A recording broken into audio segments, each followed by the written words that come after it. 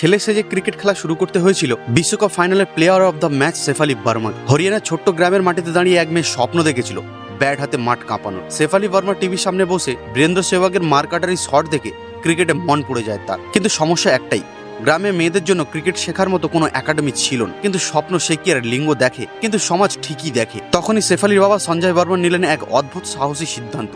মেয়েকে নিয়ে গেলেন নাপিতের দোকানে আর চুল কাটিয়ে দিলেন একেবারে ছেলেদের মতো ছোট ছোট করে। পরের দিন বাবার হাত ধরে শেফালি ঢুকে পড়ে ছেলেদের ক্রিকেট একাডেমিতে আর এক ছেলের নাম দিয়ে ভর্তি করে দিলেন ছেলেদের একাডেমিতে। হ্যাঁ, একসময় এদেশের মেয়েদের ক্রিকেট শেখাটাই ছিল একটা সংগ্রাম, অবহেলা আর বারবার নিজেকে প্রমাণ করার যুদ্ধ। কিন্তু সেই ছেলে সে যে ক্রিকেট শেখা মেয়েটাই আজ ইতিহাস লিখেছে। মাত্র 15 বছর বয়সে ভারতের জার্সি গায়ে প্রথম টি-20 ম্যাচ খেলেন তিনি, দেশের হয়ে সর্বকনিষ্ঠ মহিলা ক্রিকেটার হিসেবে। এরপরও থামেননি, তার নেতৃত্বে ভারত জেতে অনূর্ধ্ব-19 নারী টি-20 বিশ্বকাপ। আর এবার বিশ্বকাপ ফাইনালে আগুন ধরানো ইনিংস, সঙ্গে বল হাতে গুরুত্বপূর্ণ দুটো উইকেট। ফলে তার হাতে উঠে এসেছে প্লেয়ার অফ দ্য ম্যাচের সোনালী তকমা। একটা মেয়ের অবিশ্বাস্য লড়াইয়ে ভরা যাত্রা, যার নাম শেফালি বর্মা।